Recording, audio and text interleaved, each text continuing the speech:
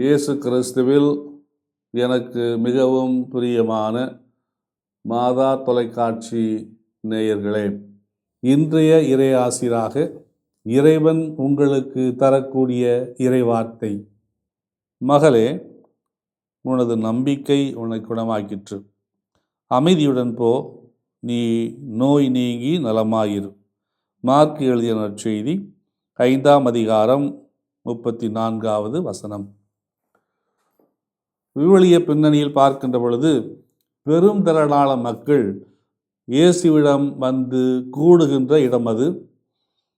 அங்கு இயேசு பல புதுமைகளை செய்து கொண்டே இருக்கின்றார், செல்கின்றார்.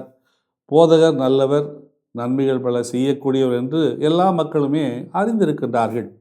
எனவே நோய்களையெல்லாம் குணமாக்கும் இயேசு என்னையும் குணமாக்குவார் என்ற அந்த ஒரு ஆழ்ந்த நம்பிக்கையோடு இரத்த போக்கினால் துன்புற்ற ஒரு பெண்மணி 12 ஆண்டுகளாக அவள் இந்த நோயினால் பாதிக்கப்பட்டு வலுவிழந்தவளாக, வலிமை இழந்தவளாக, யூத சமுதாயத்தினால் ஒதுக்கப்பட்டவளாக, ஏனென்றால் யூத சமுதாயத்தில் இந்த இரத்த போக்கினால் துன்பப்படுகின்றவர்கள் தொடப்பட தகுதியற்றவர்கள் என்ற அந்த ஒரு நிலை இருந்தது.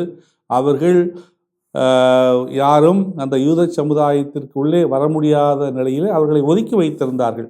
இந்த தடைகளை எல்லாம் தாண்டி அந்த பெண் தைரியமாக அந்த இயேசுவை தேடி வந்து அவரை தொட அவர் சுகம் பெறுகின்றாள். நம்முடைய வாழ்க்கையில் நாம் நோய், வறுமை, அடிப்படை வசதியின்மை, அதே போன்று பல வகையான உள்ள நோய்களாலும் உடல் நோய்களாலும் நாம் உண்மையிலேயே வதைக்கப்படுகின்றோம். நம்மிடத்தில் நோய்களை நாம் பார்த்து குணம் பெறுவதற்கான வசதி கூட நம்மிடத்தில் இல்லாத ஒரு சூழ்நிலையில் எத்தனையோ பேர் வாழ்ந்து கொண்டிருக்கின்றோம். அவ்வாறு வாழ்ந்து கொண்டிருக்கின்ற அந்த சூழ்நிலையில் நாம் இயேசுவை தொட்டால், இயேசுவை அனுபவித்தால் நமக்கு வாழ்வு கிடைக்கும் என்ற அந்த நம்பிக்கை நம்மிடத்திலே இருக்க வேண்டும்.